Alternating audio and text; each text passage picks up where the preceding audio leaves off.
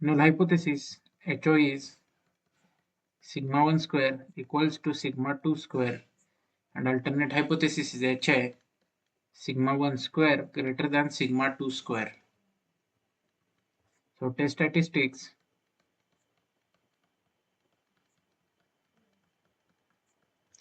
F equals to S1 square upon S2 square equals to 150 square upon 100 square equals to 2.25.